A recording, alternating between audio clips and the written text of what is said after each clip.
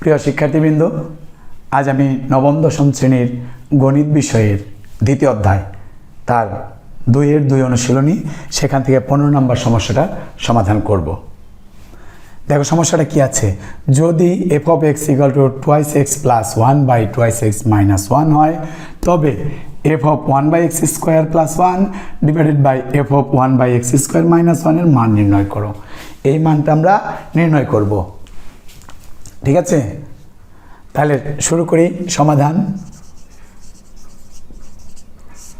খেয়াল করো, সমাধান করার পূর্বে একটা কথা, আমার এই চ্যানেলটা কিন্তু সাবস্ক্রাইব করতে ভুলবে না, আর পাশে যে বেল আইকন আছে ওখানে ক্লিক করে রাখবে। কেন? কারণ আমি যখনই ভিডিও আপলোড করব তখনই তুমি পেয়ে যাবে। আর শেয়ার করবে কিন্তু, কারণ তোমাদের এই ভিডিওটা কিন্তু তোমাদের বন্ধুবান্ধবেরও দেখার একটু প্রয়োজন আছে। যাই হোক, আমরা শুরু করি।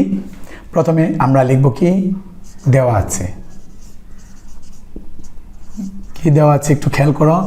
এই যে যদি f of x equal to 2x plus 1 divided by 2x minus 1 এইটা দেওয়া আছে। এইটা দেওয়া থাকলে আমাকে এই f of 1 by x square plus 1 divided by f of 1 by x square minus 1 এর মান নির্ণয় করতে বলছে। এইটা নির্ণয় করতে গেলে প্রথমে যদি আমি এই যে f of 1 by x square এটার মানটা বের করে নিই, বের করে নিলে পরেই আমি এখানে বসিয়ে দিলে এই মানটা হয়ে যাবে। তাহলে আমরা প্রথমে কি করব, f of 1 by x square, f of 1 by x square মানে কি function of 1 by x square। এখানে ফাংশন অফ x এর মান দেওয়া আছে 2x plus 1 divided by 2x minus 1।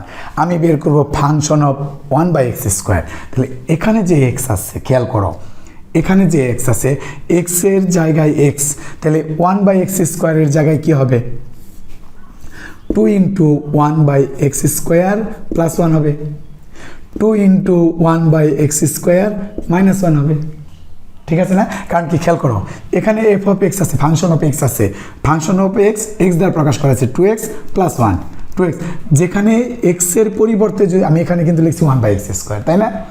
এখানে যদি x এর পরিবর্তে 1 by x square লিখে থাকি, তাহলে এই পাশে 2x আছে, সেখানে x এর পরিবর্তে 1 by x square লিখতে হবে। ক্লিয়ার সবাই? আচ্ছা, এখন এটা ক্যালকুলেশন করি একটু। এখানে হবে 2 by x square plus 1, এখানে হবে 2 by x square minus 1।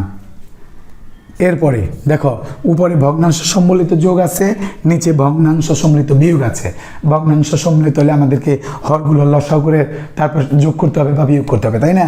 তাহলে আমি লসাগু করব। দেখো, এখানে আছে x স্কোয়ার লসাগু, আর এখানে কি আছে, x স্কোয়ার তো নিচে আছে, তাই না? লসাগু হলো x স্কোয়ার দিয়ে আমি x স্কোয়ার ভাগ করব, ভাগ করলে হবে 1 দিয়ে 2কে গুণ করলে এখানে 2 হয়ে যাবে, প্লাস এখানে হর দিয়ে তো লসাগুকে ভাগ করতে হয়, কিন্তু এখানে কিন্তু হর নাই, ডাইরেক্ট 1 আছে, আমি ডাইরেক্ট 1 দিয়ে গুণ করে লিখব x স্কোয়ার। ঠিক সেই একইভাবে আমি নিচে ওই কাজটা করব, কি x স্কোয়ার লসাগু হবে, এই x স্কোয়ার দিয়ে এটাকে ভাগ করব, দেখো 1 হয়, 1 দিয়ে 2কে গুণ করলে 2 হয়, মাইনাস, আবার যখন এখানে পূর্ণ সংখ্যা আমি সরাসরি এটাকে গুণ করে দেব, তাহলে এখানে হবে কি x স্কোয়ার। খেয়াল করে দেখো, উপরে একটা ভগ্নাংশ, নিচে একটা ভগ্নাংশ, উপরে ভগ্নাংশ নিচে ভগ্নাংশ মানে কি, এই ভগ্নাংশ দিয়ে এই ভগ্নাংশ দিয়ে এইটাকে ভাগ, নিচের যে ভগ্নাংশ এইটা দিয়ে আমি ভাগ করতেছি কাকে, উপরটাকে। তাহলে ভাগের কাজ কীভাবে করি আমরা, ভগ্নাংশের ক্ষেত্রে গুণ চিহ্ন দিয়ে উল্টিয়ে দিই। তার মানে কি, এটা এইভাবে লিখতে হবে 2 plus x square by x square, এটা উপরটা লিখলাম, ইন্টু, আমার কিন্তু ভাগ ছিল, এটা ভাগটাকে আমি ইন্টু দিয়ে লিখলাম, তাহলে আমাকে অবশ্যই হরকে লব এবং লবকে হর বানিয়ে দিতে হবে। ফলাফল কি হলো, ফলাফল হলো এই x স্কোয়ার কেটে দিতে পারি, তাহলে উপরে রইল 2 plus x স্কোয়ার, নিচে 2 minus x স্কোয়ার। এটা কার মান হলো, f of 1 by x স্কোয়ারের মান হইল এটা, তাই না? আমার কিন্তু এইটার মান বের করার কথা না, আমার বের করার কথা এই সম্পূর্ণটার মান। এই সম্পূর্ণটা কি, আমি এটা মুছবো না, তোমরা এটার সাইডে না লিখে নিচে লেখো, আমি এই সাইডে লিখি, ঠিক আছে? তাহলে এই সাইডে লিখতে গেলে আমরা লিখব কি, প্রদত্ত রাশি সমান এই যে f of 1 by x square plus 1 f of 1 by x square minus 1। আমি f of 1 by x square মান এখানে পেয়েছি, এখানে বসিয়ে দেব। দেখো কীভাবে বসাই, এখানে দেখো কী মান হচ্ছে, এই যে F of 1/x square 2 plus X square 2 minus X square, এখানে 2 plus X square divided by 2 minus X square, এখানে +1 আছে।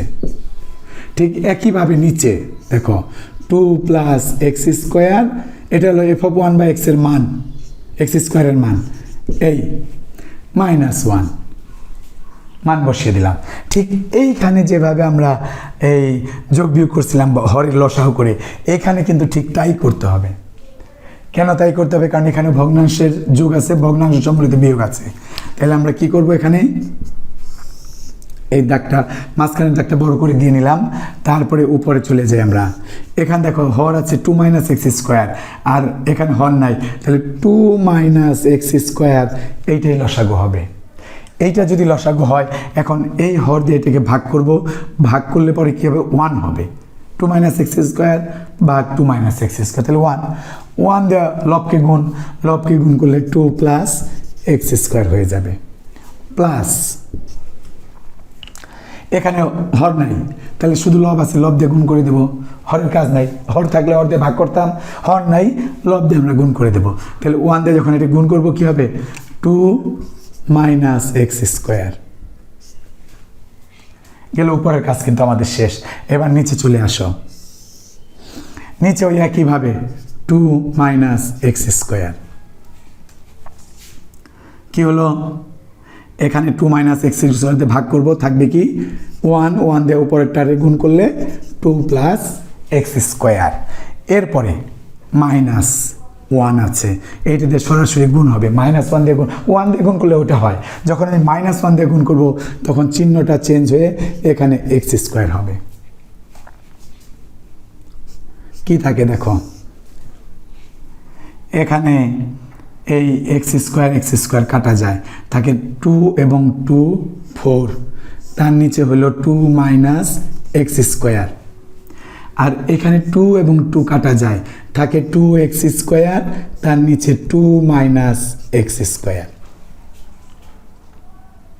একটু এদিক থেকে লিখি, দেখো ওই একইভাবে এই যে এখানে যেভাবে করছিলাম, প্রথম উপরেরটা লিখে নিচেরটা উল্টাই দিছিলাম, এখানে আমি উপরেরটা লিখব 2 মাইনাস এক্স স্কোয়ার, ইন্টু দিয়ে আমি নিচেরটাকে উল্টিয়ে দেব, 2 মাইনাস এক্স স্কোয়ার উপরে যাবে, নিচে আসবে 2x স্কোয়ার। খেয়াল করেছ? তাহলে পরে এখান থেকে এই যে এখানে নিচে আছে 2 মাইনাস এক্স স্কোয়ার, উপরে আছে 2 মাইনাস এক্স স্কোয়ার, তাহলে পরে আমার কি হবে, এই 2 মাইনাস এক্স স্কোয়ার কাটা যায়, আবার এই 2 দিয়ে আমার এইটা কাটা যায়, 2 থাকে, তাহলে 2/x স্কোয়ার, এইটাই আমাদের মান। এই মানটাই হয়ে গেল আমার। একটু জায়গার অভাবে আমি এখানে লিখছি, তোমরা নিচে লিখে যাবে, ঠিক আছে? তুলে নাও, সুন্দর করে তুলে নাও। এটা আমাদের সমাধান হয়ে গেল। আমরা এখানে শেষ করি, আগামী ক্লাসে আবার তোমাদের সাথে দেখা হবে। সেই পর্যন্ত তোমরা ভালো থেকো। ধন্যবাদ সবাইকে।